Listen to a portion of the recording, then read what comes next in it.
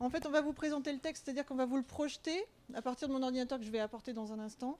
Et à partir de là, vous pourrez vous-même intervenir. Hier, je le disais, mais ce n'était pas ni une boutade, ni une façon de parler, ni démagogique. Ce n'est pas un texte, c'est votre texte. Et donc, si on veut arriver à une écriture collective, il faut qu'à un moment donné, on travaille ensemble pour l'écrire.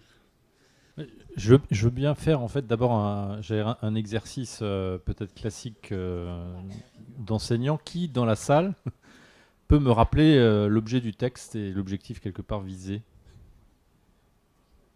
Pour être certain qu'on se soit bien compris au premier jour. Parce que là, on fait comme si tout allait de soi. Je n'en suis pas sûr. Non, je dis ça parce que pour avoir été interviewé par un journaliste de l'AEF, le titre donne, dans la dépêche du jour, la mission laïque française veut se doter d'une ligne directrice sur la question du numérique. Je ne suis pas certain que nous étions animés par l'intention de donner une ligne directrice. En tout cas, c'est pas ce terme me gêne. Le contenu, ensuite, j'allais dire, je m'y retrouve. Mais le titre qu'ils retiennent, eux, finalement, de l'échange qu'on a pu avoir, me gêne. Donc, j'ai sans doute pas été très bon dans la formulation, dans l'échange. Deux, est-ce qu'on l'a été, nous, depuis le premier jour avec vous Je dis depuis le premier jour, comme si on était ensemble depuis une semaine, mais c'était hier. Comme ça fait un moment qu'on parle de ces rencontres, il y a l'impression de durer. Donc voilà, je voulais déjà au moins qu'entre nous, parce que là c'est encore facile, on est entre nous, on est ensemble, on se voit, on se parle, on n'est pas encore dans la dimension du numérique où les échanges se feront à distance. Et puis après, il faudra communiquer, et c'était un peu l'ambition quand même affichée, et que le directeur général avait rappelé quand il parlait lui de guide, de faire en sorte qu'effectivement ça fasse sens auprès de tous nos collègues, de la communauté au sens élargi. Et donc, c'est comme souvent, est-ce qu'on est bien au clair déjà entre nous avant d'aller plus loin?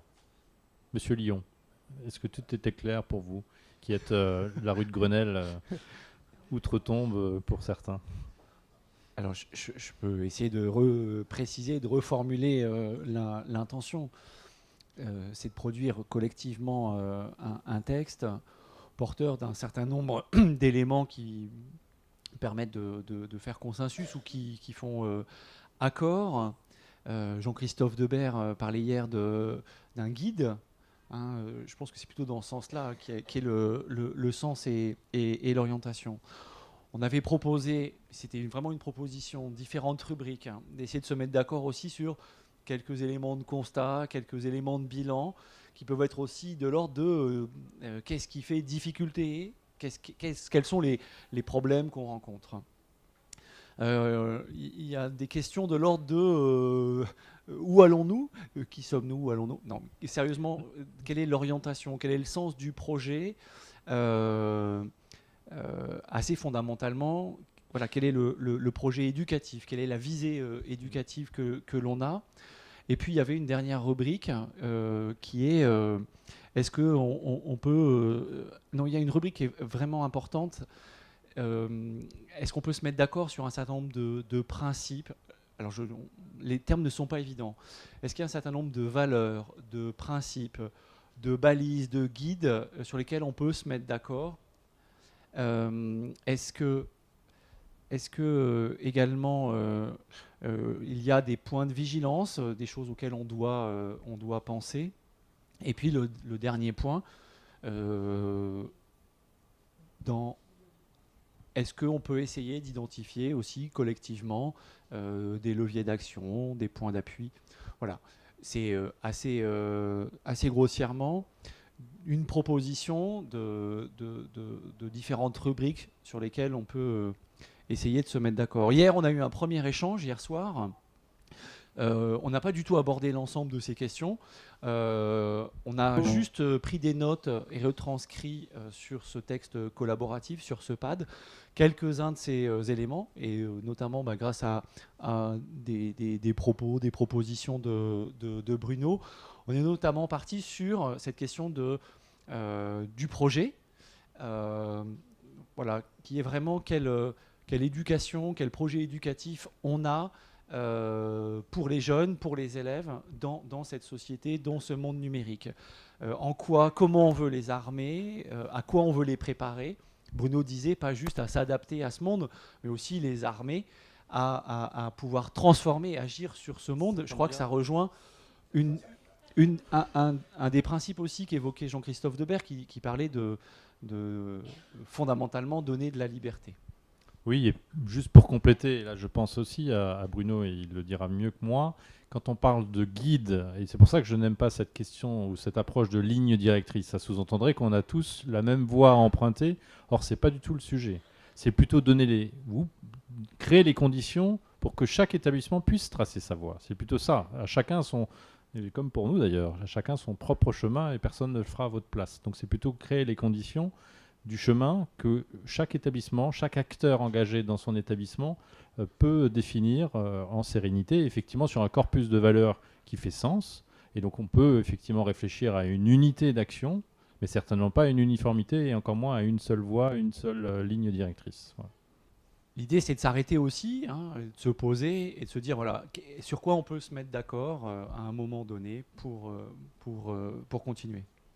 On va essayer peut-être de reprendre ce qui a été dit au début. Alors, donc, dégager des principes qui peuvent être valables. Comment bâtir une culture d'établissement? Vous vous rappelez le discours de M. Debert hier. On est vraiment dans qu'est-ce qui fait culture commune dans le réseau MLF et en même temps qui peut faire aussi culture commune dans l'établissement, mais qui ne soit pas un copier-coller de l'un vers l'autre, mais qui soit au contraire l'expression dans chaque établissement de l'originalité. C'est toute la complexité. Alors, on a évoqué un certain nombre de questions, dont, entre autres, la place du numérique là-dedans. Le numérique n'est qu'un élément parmi d'autres dedans. Des constats qu'on a essayé de faire aussi, c'est globalement, on a une petite discussion à propos d'un personnage qu'on cite ici, qui est Hartmut Rosa, qu'on vous conseille à propos de deux concepts clés qui peuvent nous aider à réfléchir. Le premier, c'est le constat qu'a fait Hartmut Rosa il y a maintenant une dizaine d'années et qu'il a réécrit récemment autour de l'accélération de la société. Nous sommes dans une société qui s'accélère. Ce n'est pas seulement le numérique qui accélère l'information, mais c'est les rythmes de travail qui s'accélèrent. C'est la vie quotidienne qui s'accélère. Et quand on compare d'un pays à l'autre, d'ailleurs, la façon dont on gère le temps de travail, le temps de vie familiale, il y a des évolutions très importantes. Donc, premier constat, c'est cette accélération.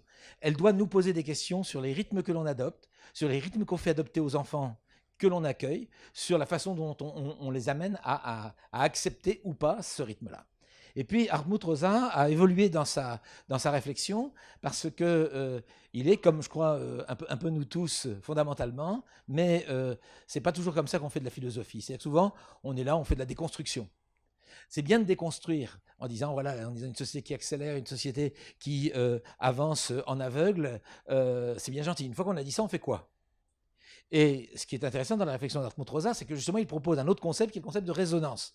Résonance écrit avec un « et » et pas avec un « a ». C'est-à-dire que nous sortons de la raison qui était le fondement même de l'école actuelle, la raison du XVIIIe siècle, la raison de Descartes, le rationalisme de l'époque. On en sort et on en est issu pour aller vers la résonance, qui est une autre façon de vivre ensemble, c'est-à-dire de comprendre que pour vivre dans cette société, il faut retrouver du lien. Il faut retrouver du lien, il faut que ça résonne entre nous. Et c'est donc autour de cette façon d'être en relation, parce qu'on peut mettre des ENT, envoyer des mails à tout le monde et tout, si c'est pour amener à ce qu'il n'y ait plus justement de résonance entre nous, ça pose problème. Donc je crois qu'autour de ça, on a eu des échanges assez riches. Alors on a évoqué sur d'autres choses, d'autres courants de pensée. En fait, en gros, en ce moment, il y a un certain nombre de textes qui nous font réfléchir, donc on les a mis là, vous pourrez éventuellement vous en emparer si ça vous intéresse. Ça permet de réfléchir un peu globalement sur l'avenir de notre société. Avec évidemment, par exemple, alors je vous le soumets parce que c'est quelque chose qui nous agite beaucoup en ce moment, c'est combien de temps va-t-on courir au renouvellement des matériels? Mon iPad de 2012 est obsolète aujourd'hui, je ne peux plus l'utiliser. Est-ce que c'est normal? L'Italie vient de condamner Apple pour obsolescence programmée, de même que Samsung. Donc on est peut-être aussi, sur le plan technologique, sur une refondation qu'il va falloir envisager, pas seulement dans la technologie, mais en se disant. Donc il faut qu'on pense dans cet esprit-là. Et puis à partir de là, on va descendre un petit peu, si tu veux bien, voilà, pour voir après ça. Donc rapidité, comment penser, comment réagir, comment nous, dans nos établissements scolaires, on peut penser cette question-là. Ça peut être une des pistes, c'est pas la seule. Je sais pas, est-ce que ça, si vous avez des commentaires déjà, je pense qu'il faut tout de suite. Oui, est-ce que ça résonne déjà? Est-ce que ça, vous pouvez entrer en résonance, vous avez le droit. Juste une précision, vous avez le lien du pad dans le fichier que je vous ai envoyé hier. Je vois qu'il y a déjà 4 à 5 personnes qui se sont connectées au fichier. N'hésitez pas, si vous-même, à d'autres endroits du texte, vous voulez ajouter des commentaires, faites-le, n'hésitez pas. On les retrouvera quand on en sera à ce niveau-là. Et sinon, je prends des notes. À plusieurs reprises, dans des ateliers, des échanges informels, au moment du repas, des cafés, cette question du temps, elle a été évoquée. Le temps pour élaborer un projet, le temps pour décider un programme d'équipement, le temps pour comprendre à quel point les transformations qu'on évoque amènent à changer la façon de piloter l'établissement, comment on manage ses équipes. Certains d'entre vous ont eu des témoignages vraiment très très forts pour dire ça. Et je pense qu'il y a vraiment quelque chose autour du temps à se donner, de la rapidité ou pas du tout, à agir, à prendre des décisions, et aussi admettre fondamentalement qu'il faut du temps pour digérer et avant de passer à l'action. C'est Dominique qui a dit tout à l'heure, qui a rappelé dans son atelier, pour l'atelier pilotage du changement. Tu peux rappeler cette formule un peu contradictoire entre l'immédiateté et le temps nécessaire pour conduire un projet. Exactement. Alors, on va peut-être, si vous voulez, passer en revue 2-3 éléments. On a vu la rapidité, on a vu le temps. On peut remonter un petit peu, elle, pour voir. Non, descendre, excuse-moi. Moi, je descends pour monter, je monte pour descendre, mais ça, c'est le problème de l'informatique. C'est ça. Voilà. Première question. Nous préparons les jeunes pour demain. Ça veut dire quoi, préparer les jeunes pour demain? On ne connaît pas demain. On connaît aujourd'hui. On connaît peut-être plus hier. Vous savez, c'est des gens qui dénoncent l'idéologie du présent en ce moment, le présentialisme. Hein. Le présentialisme, c'est Jean Mallory, entre autres, qui en parle. Nous sommes dans une société du présent. Il n'y a pas de passé, il n'y a pas de futur. Or, nous sommes, dans notre travail au quotidien, dans la construction du futur. Comment, quels jeunes on conçoit? On évoquait tout à l'heure, on disait, est-ce qu'on fait des jeunes qui vont s'adapter purement et simplement à la société telle qu'elle est? Ou est-ce qu'on veut, nous, que ces jeunes construisent une société de demain? Hein, le projet de l'établissement ici est autour de ça. Est-ce que ce n'est pas quelque chose qu'il faut qu'on réfléchisse? Alors, quelles sont les directions à prendre? Est-ce que dans chacun de nos établissements, en fonction des cultures environnantes aussi, il n'y a pas à penser quelque chose de ce côté-là? Nous ne vivons pas tous les mêmes contextes, et ces contextes sont pesants par rapport à ça. Hein. Pesants. D'accord? Donc, en tout cas, quel jeune on prépare? C'est sûr que là, il y a du travail. Alors, oula. Oui, quand tu parles de jeunes que l'on prépare, on parlait justement d'un guide pour construire un établissement plus réactif, plus solidaire, plus éthique. Et il avait conclu en disant, autrement dit, la société telle qu'on souhaiterait qu'elle soit également, donc pas simplement l'établissement. Ben, ça veut dire que dans les établissements scolaires, le travail de réflexion se fait autour de quelle société on veut construire. D'accord? Nous ne sommes pas que des agents de la société, nous sommes aussi des constructeurs. Sauf que peut-être que pour certains d'entre nous, dont moi entre autres, le pouvoir de construction a diminué vu notre âge, mais il n'empêche que les jeunes et les adultes que nous avons devant nous, qui sont eux beaucoup plus jeunes que moi, par exemple, eh bien, on fait aussi passer des idées, on fait aussi passer des choses, on leur fait passer aussi des conceptions du monde. Les adultes dans les établissements scolaires sont les modèles des jeunes qu'ils ont entre les mains. Et quand on sait actuellement, alors il y a une question que je n'ai pas évoquée ici, mais qui est une question qui traverse beaucoup les débats avec les écoles primaires, c'est la question de la nouvelle parentalité, ou plutôt de la non-parentalité de certaines familles. Hein, il y a des choses qui se discutent beaucoup aujourd'hui dans les services sociaux qui s'occupent de la petite enfance, mais aussi dans les services sociaux qui s'occupent des enfants en difficulté dans la société. C'est l'impression, et aussi d'un certain nombre de problèmes, dont par exemple le problème des écrans, de la saturation des écrans dans les familles, c'est que globalement, un certain nombre d'adultes ont manifestement pas le contrôle sur leurs jeunes, ou ont des difficultés de contrôle sur leurs jeunes. Et que cette difficulté de contrôle, qui est la difficulté de tout éducateur normal, je veux dire qu'on est tous quand on est éducateur, sauf que ça semble avoir pris chez certains, et en particulier les plus jeunes, et pour ceux qui accueillent actuellement en particulier, moi j'ai remarqué dans des débats avec des enseignants d'école maternelle, ceux qui accueillent aujourd'hui la première génération de parents geeks sur la relation qu'ils ont à l'école, à leurs enfants, etc. Et qu'est-ce que ça provoque dans la relation aux enseignants, voyez, c'est des questions vives qu'on peut travailler autour de. On prépare des jeunes pour demain, mais on voit déjà advenir les jeunes que nous avons préparés avant, parce que certains d'entre vous ont peut-être déjà les enfants des parents qu'ils ont eus à l'école primaire, hein, à l'école maternelle. Et c'est assez amusant de voir, on se dit, tiens, c'est les parents, ah bah dis donc, qu'est-ce qui s'est passé? On a des gens qui ont travaillé sur cette question-là à propos de la télévision. Je vous le montrerai demain dans mon compte, demain dans mon compte rendu. J'ai fait un travail sur un texte qui a été fait en 1980 sur la télévision. Et ce qu'on disait, à l'époque, il y avait déjà sur la télévision, qu'est-ce qu'ils vont devenir nos jeunes? Et quand on regarde ce qu'ils sont devenus, on se dit, bah oui, mais enfin, les effets qu'on pense à aujourd'hui ne sont peut-être pas ceux qu'il y aura demain.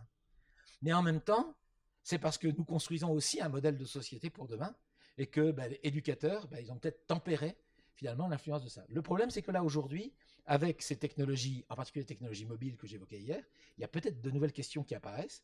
Et puis, avec globalement l'accélération de la société, un des problèmes auxquels on est confronté aujourd'hui, c'est donc effectivement la capacité d'éducateur des parents. Capacité d'éducation des parents. Nous, y compris en tant que parents. C'est une vraie question. Et est-ce que, alors la grande question qui surgit après, c'est est-ce que nos établissements scolaires, nous, éducateurs professionnels, entre guillemets, sommes en mesure de compenser des difficultés de parentalité? Est-ce que nous avons ce rôle-là à tenir? Et si oui, comment? Si on veut construire société, est-ce qu'il faut agir là-dessus? C'est sans doute un des points qui est maintenant récurrent, en tout cas avec dans les ateliers qu'on a pu évoquer au moment du pilotage, la question de la stratégie numérique, etc. La place et le rôle des parents est en train de changer. On comprend en tout cas la nécessité d'être beaucoup plus proche de la communauté parentale en termes d'information, de transmission d'informations de ce que l'on peut faire en classe avec le numérique, le fait que des enseignants se forment à quoi et pour faire quoi, le bien fondé d'acheter du matériel, là aussi pour faire quoi, la place effectivement des écrans, la place du téléphone, etc. Ces questions-là impactent la vie de tous les jours, impactent celle des parents. On a peut-être trop agi, nous, globalement, sans viser quiconque bien sûr, à prendre des décisions d'équipement sans tenir compte de l'avis des parents, en étant plutôt focalisé sur les enseignants, sur comment est-ce qu'on embarque les enseignants qui ne sont pas forcément partants. Enfin, ce sont des questions récurrentes qu'on a à nous. Et là, de temps, on avance peut-être avec des œillères en oubliant, j'allais dire, tout simplement la société dans laquelle on vit. Alors, ça renvoie aussi à d'autres questions. Donc, certes, il y a la question des technologies, il y a la question de l'éducation. Hein, ça renvoie, alors on nous dit centré sur l'élève, etc., etc. C'est une chose. Notre problème à nous, c'est comment faire en sorte. Alors, je prends l'exemple du numérique parce que c'est l'exemple qui nous touche en ce moment et qui nous concerne tous. Hier, si j'ai mis une vague dès le début, c'est pour vous dire de toute façon, vous n'avez pas le choix. Il est là. Bon. Maintenant, il y a des gens qui nous disent ah non, mais attendez, on le met dehors et terminé. Comme ça, on a la paix. On a la paix, nous peut-être, mais est-ce qu'on est responsable des jeunes si on l'ignore? C'est la vraie question, si vous voulez. Si dans un établissement scolaire, la majorité des enseignants vous disent ben non, il faut absolument supprimer tout le numérique dans l'établissement scolaire. Pas de numérique. Ça veut dire quoi en termes de choix éducatifs, hein? C'est très important. Personnellement, et ça c'est des convictions personnelles, je pense que c'est inadmissible de tenir ce truc-là. Après ça ne veut pas dire de mettre du tout numérique partout. Ça veut dire de comment prendre en compte ce fait social total dans une stratégie. Donc, quel axe privilégié, comment on intervient auprès des élèves, comment on intervient auprès des parents, comment on fait? Faut-il que le ministère se fonde prochainement, parce il semblerait bien que ça arrive, d'une circulaire pour nous dire pas plus d'une demi-heure à l'école maternelle, pas plus d'une heure à l'école machin, un peu comme ce qu'a fait Tisserand dans son texte sur les écrans. On peut se poser les questions. Donc, qu'est-ce que tu dis? Il en a marre d'avoir le mauvais rôle. Alors voilà. Alors ça renvoie effectivement à une autre question qu'on avait abordée avec Milad Douéhi, qu'on réaborde avec plusieurs autres personnes depuis ce temps-là. C'est surtout avec l'apparition de ce qu'on appelle, il y a un courant de recherche aujourd'hui sur les humanités numériques. Pas sur l'humanisme numérique, sur les humanités numériques. Alors ce courant, il vient du fait que d'un seul coup, tout un vent du monde de la recherche, et en particulier du monde de la recherche qui se sentait complètement en dehors du question numérique, s'est dit mais zut, le numérique transforme nous aussi notre matière. Les profs de lettres, les profs de grec ancien, les profs de philo, les profs de sociologie se sont dit ah mais c'est vrai que ça transforme nos trucs aussi. Il faut peut-être qu'on s'en empare. Ils se sont mis d'un seul coup à nous déclarer il faut faire des humanités numériques. Bon, mais ce qui nous intéresse nous ici, c'est qu'au-delà des humanités numériques, dont on peut comprendre, parce que c'est le signe que ça touche toutes les disciplines et pas seulement tous les champs de savoir et pas seulement le champ des techniciens, des spécialistes. ça nous renvoie à ce fameux humanisme numérique. Mais plus globalement, à l'humanisme tout simplement. C'est quel humanisme nous construisons. Et d'ailleurs, on ne devrait plus parler d'humanisme numérique, mais d'humanisme dans une société numérique. Donc, quel humanisme nous portons dans une société numérique. Donc, quelle éducation, etc., etc. Alors, ça fait partie des questions qu'on renvoie au fur et à mesure. Donc, n'hésitez pas à compléter, à critiquer. C'est uniquement des textes, c'est des réflexions qu'on a en ce moment. On les partage et on essaye de se dire. Alors, dans les autres questions qui sont en lien avec le projet, il y a évidemment toute la question de la responsabilité et de l'autonomie. Puisque l'autonomie est inscrite au fronton du projet de la MLF, et il est clair qu'il faut s'interroger sur c'est quoi l'autonomie. Vous savez, l'un des paradoxes du téléphone portable, c'est qu'il nous a libérés du fil pour nous remettre un autre fil. Hein, c'est une libération pour un autre. Mais, donc justement, c'est quoi être autonome lorsqu'on a ce nouveau fil à la patte? Donc là, je pense qu'on a une réflexion à faire, hein, qui amène après ça la responsabilité sur les choix de l'organisation de l'établissement scolaire, sur le choix de l'utilisation de ces technologies, et plus généralement dans la société, qu'est-ce qu'on en fait, hein? Donc vous voyez bien qu'en termes de guide, ça peut aussi être un guide au questionnement, des questions à se poser lorsqu'on se lance dans un projet, dans une réflexion avec son équipe, avec les parents. Les questions ont leur place, à mon sens, dans ce texte aussi. On n'est pas là pour dire, voilà l'humanisme que l'on va promouvoir. En tout cas, sa forme reste à être questionnée, notamment, encore une fois, dans cette société numérique. Alors, un point qu'on n'a pas écrit clairement dans ces questions-là, mais qui est une question à repenser, M. Debert en parlait un petit peu hier, c'est quoi une culture commune? Vous savez, il y a tout un champ de recherche sur ce qu'on appelle les communs. Les communs, le bien commun. Je pense qu'il y a une réflexion à mener sur c'est quoi une culture commune, c'est quoi les biens communs dans une société qui est plutôt une société commerciale, une société de concurrence, une société dans laquelle le libéralisme globalement économique triomphe, avec les guerres et autres, guerres économiques entre tel et tel pays, on le voit en ce moment assez régulièrement. Et c'est quoi à ce moment-là, nous, une culture commune? Et donc, quels sont les biens communs auxquels nos établissements tiennent? Je dis bien des biens communs. Qu'est-ce qu'on partage, hein? La philosophie des biens communs, c'est une philosophie de partage, c'est une philosophie d'entraide, c'est une philosophie de mutualisation qui est portée tout à fait dans votre projet. Et donc, comment le redéfinir dans ce contexte? Et du coup, qu'est-ce qui fait commun dans notre culture? Et peut-être là, faut-il aller réfléchir ensemble dans nos établissements sur finalement, alors on peut prendre l'exemple du numérique, mais plein d'autres exemples, plein d'autres domaines peuvent être explorés, sur notre conception d'un humain social, d'un humain dans la société. Il y a peut-être quelque chose comme ça. Donc, j'ai une question concernant les usages des tablettes dans le cycle, au cycle 1 et au cycle 2. On parle toujours de l'effet de l'écran, on fait beaucoup de recherches et tout. En même temps, on voit des directeurs, par exemple, d'écoles primaires, ainsi de suite, qui sont très motivés pour amener des tablettes pour des projets. On va même au Liban dans plusieurs établissements. Donc, si au moins les petits vont passer plus qu'une heure à l'école et en plus, ils ont leur tablette à la maison et tout, avec cet effet d'une part. Et d'autre part, si on ne fait pas le projet de tablette, toujours il y a la concurrence, on compare que dans d'autres établissements, il y a les tablettes. Donc, alors, il y a parmi les réponses possibles à cette question-là, c'est comment on travaille la continuité école-maison, école-famille. J'ai souvent des enseignants qui interrogent sur, mais comment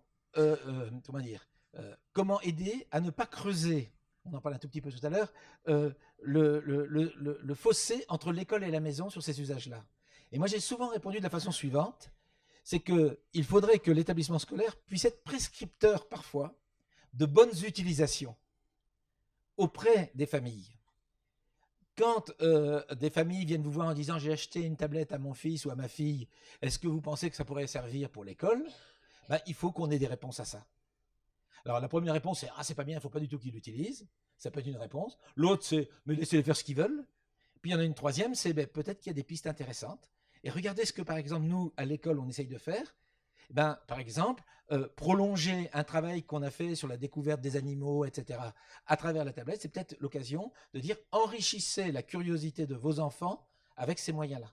Mais il y a plein de façons de faire pour permettre à l'établissement d'être presque promoteur de certaines formes d'usage au-delà de l'école, à la maison. Pas forcément pour des travaux scolaires, hein, pas forcément pour des travaux scolaires, mais vous savez, ce qui fera gagner les enfants demain, c'est la curiosité face au monde.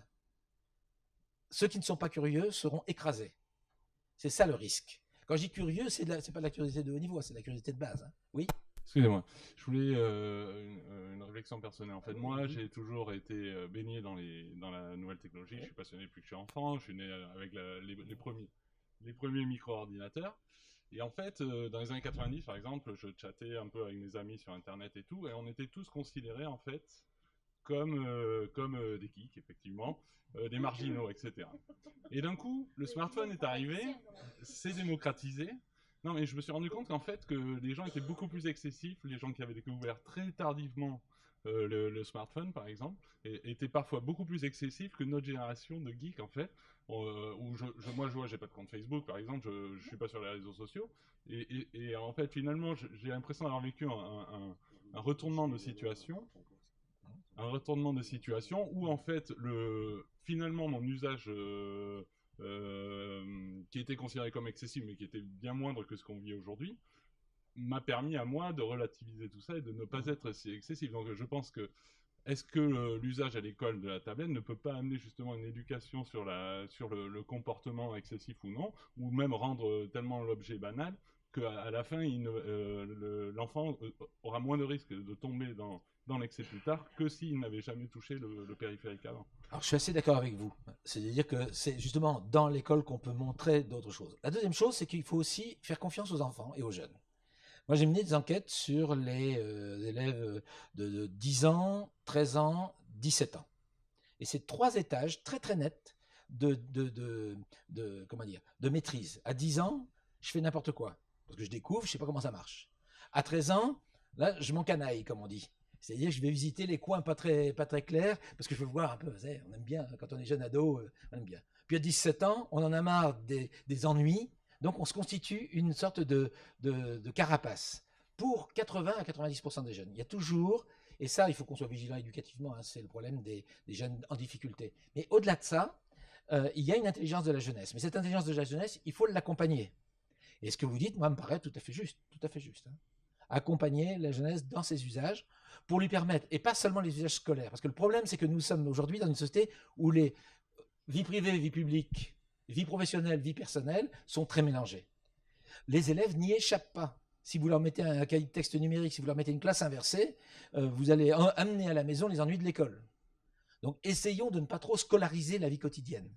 Mais par contre, soyons éducateurs, soyons en force de proposition, pour donner envie aux jeunes, comme vous avez pu le vivre vous-même, d'aller visiter les belles villes de l'Internet et du numérique, et pas seulement les coins de basse-fosse, si vous voulez. La prudence ou le lien ou la distinction à faire entre ces pratiques personnelles, y compris pour les personnels, les enseignants, et des pratiques professionnelles. On a posé ça comme balise ou comme distinction nécessaire. Pas que pour les élèves. La question est la suivante. Vous savez, je vous ai parlé hier des habiletés. On dit que les jeunes développent des habiletés. Mais l'exemple que tu viens de donner est typique de ça aussi. C'est que, alors je vais le dire méchamment, on va en rire 2 minutes. Le smartphone a fait croire à des gens qui étaient ignares en numérique qu'ils devenaient compétents. Un grand nombre d'entre nous qui faisaient faire leurs mails par les amis, les enfants, les secrétaires et autres, d'un seul coup, ils les ont fait eux-mêmes. Tu te rends compte, j'appuie, ça marche. Bon. Non, mais c'est des témoignages, c'est concret, ça, ça y est, c'est concret. Le problème, c'est que entre une pratique, je dirais, que l'on fait par habitude et une pratique professionnelle, il y a un écart. C'est un écart d'ailleurs qui fout le bazar auprès des techniciens d'ailleurs, qui sont ennuyés. Hein. Mais on va faire en technique, ça leur pose des problèmes. Mais moi, à la maison, je fais ça et ça marche. Oui, mais t'es pas à la maison. Justement, alors, prenons cet exemple concret. Hein, cet exemple concret. Lorsque vous préparez un jeune au monde professionnel, Et que dans le monde professionnel, il va se faire voir. Alors, je prends le monde d'une administration d'État, d'une entreprise, d'une association qui a des choses qu'il faut qu'elle régule, et d'une organisation un peu complexe. Eh bien, une organisation un peu complexe, il faut qu'elle se structure. Elle a besoin de structure. Et ces structures, elle les appuie sur des techniques. Le choix du logiciel utilisé dans l'entreprise, c'est le choix utilisé dans l'entreprise. Je ne vais pas arriver chez... On avait eu une discussion avec le collègue de Microsoft à une époque là-dessus. C'est, tu as le droit d'utiliser ton smartphone perso chez Microsoft? Et la réponse était stupéfiante, c'était oui. Parce que c'était le nouveau management qui se mettait en place. Vous savez, par contre, il y a d'autres endroits où tu n'utilises pas ton smartphone personnel, tu as un smartphone de l'entreprise. Rappelez-vous la fameuse affaire avec ces fameux smartphones de la société qui avait... pardon? BlackBerry, voilà. BlackBerry qui avait réussi à imposer un style. Donc, c'est aussi comprendre que le monde professionnel, la vie professionnelle a des codes, a des règles, et qu'elle s'appuie sur des instruments qui ont des codes et des règles. De même que lorsque l'on impose dans l'établissement scolaire un ENT ou un LMS comme Moodle ou autre, quand on fait ce choix-là, c'est exactement le même choix que la vie professionnelle. Donc, il faut permettre aux gens de comprendre la différence entre ma pratique personnelle, que ce soit adulte ou enfant, et une pratique en contexte, je dirais, organisé. Et ça, c'est un élément important à travailler aussi dans nos établissements scolaires, pas seulement d'ailleurs pour le numérique. Les professeurs d'éducation physique et sportive sont confrontés au même problème. Lorsqu'ils ont dans leurs équipes des jeunes qui pratiquent des sports en club et qui se retrouvent à la confrontation, ou personnellement pour le plaisir, qui se retrouvent confrontés à la pratique scolaire. C'est le même problème. De même que lorsque vous travaillez sur la langue, l'apprentissage de la langue, alors que les jeunes ont une pratique sociale de la langue et que vous leur enseignez une autre pratique. D'accord ? La question des niveaux de langue, par exemple, la maîtrise des niveaux de langue, c'est une vraie question comme celle-là aussi. Comment on fait la passerelle entre un monde personnel et un monde dans une organisation, dans quelque chose qui fait société, qui construit une société? Moi, je voudrais revenir sur l'usage raisonné un peu de toutes ces nouvelles technologies. En tant que professeur, nous, on est très sollicités. En fait, on est tous abonnés à des veilles. On reçoit plein chaque semaine, on reçoit des nouveaux outils. On a envie de les essayer, on a envie de les mettre en pratique. Et dans un même temps, on est écartelé parce que justement, trop de temps passé sur les écrans, les parents donc font des retours. C'est un équilibre en fait qui est difficile à atteindre. Et donc j'aimerais bien. En fait, j'imagine qu'il n'y a pas il y a toujours des tensions, mais il y a un point d'équilibre qui est quand même délicat. Surtout nous qui sommes, on est sollicités en permanence pour rester, pour utiliser les outils les plus performants. Et on voit qu'il y a une course effrénée, justement. Chaque semaine, il y a des nouveaux outils et on a envie de les mettre en pratique.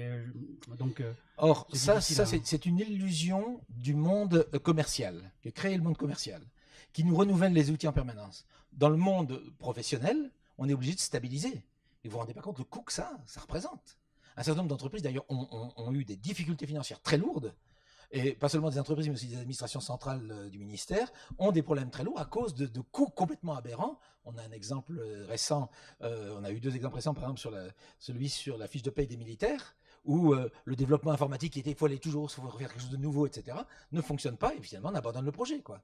Ça veut dire qu'il faut faire très attention, et là vous revenez à la question du temps, à la question du progrès, à la question du développement frénétique du progrès. C'est une question qu'il faut réfléchir. Comment nos établissements se positionnent par rapport à ça? Ça ne veut pas dire qu'on est en retard ou en avance, ça veut dire qu'on se situe quelque part dans ce progrès et qu'on le maîtrise et qu'on ne le subit pas. Parce qu'en fait, ce que vous évoquez, la question, c'est faut-il subir ou faut-il faire des choix?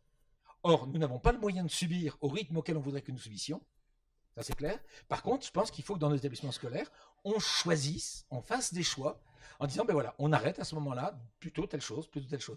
La frénésie des applications, elle s'éteint au fur et à mesure. Je vous invite à vous interroger sur votre environnement personnel techno-cognitif, c'est mon appellation à moi. Regardez, il y a un cas absolument amusant à vivre, c'est lorsque vous changez d'ordinateur et que vous devez tout seul réinstaller tout ce que vous aviez avant. Ça m'est arrivé, moi ça m'arrive tous les 3-4 ans, parfois moins, parfois plus, ça dépend de mon énervement, et vous vous apercevez que en fait, quand vous faites votre changement, vous avez organisé votre espace de données. Vous avez bien, et vous essayez de reconstituer dans le nouvel environnement des choses que vous aviez avant. Et ce qu'on ne s'aperçoit pas avec ces machines-là, c'est qu'on construit ça. Alors, c'est pas une frénésie justement. C'est qu'à un moment donné, vous savez, lorsque on a eu les premiers iPads, on téléchargeait avec les iPhones, on téléchargeait plein de trucs. Puis on en utilisait 3. Rappelez-vous, avec les PC et les Mac dans les années 80, quand on les a eus, on cherchait plein d'applications et tout, puis au bout d'un moment, on utilisait 7. La question, c'est quels sont les 7 que l'on utilise et comment on les utilise. Et donc, notre problème à nous, c'est qu'en milieu professionnel, du coup, l'école est un milieu professionnel comme un autre, hein, eh bien, on stabilise, on évite d'aller à cette course-là. Ça, c'est ce qu'on appelle la veille prospective. La veille prospective, il faut la faire, mais il faut la mettre de côté. Et il faut éviter qu'elle ne soit « Ah ouais, mais attends, moi j'ai un truc qui marche beaucoup mieux que le tien ». Moi, j'ai compris une chose, c'est que le meilleur outil, c'est celui que j'utilise. La question, c'est qu'est-ce que j'utilise? Et le mien n'est pas mieux que l'autre. Un exemple simple. Vous changez d'environnement numérique de travail. Donc, vous mettez, je sais pas, vous mettez It's Learning à la place de Moodle.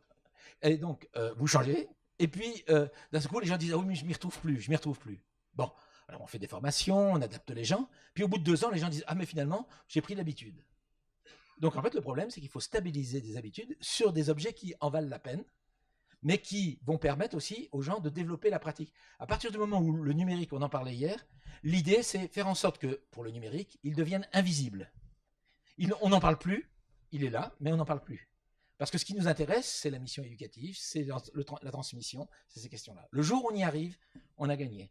Donc la course à l'échalote dans ce domaine-là, à mon avis, il faut qu'on l'arrête. On s'arrête sur l'échalote et maintenant, on va faire la pelure d'oignon. La configuration se prête assez peu aux échanges, alors que le message qu'on veut faire passer, c'est que toutes les contributions, les idées sont les bienvenues.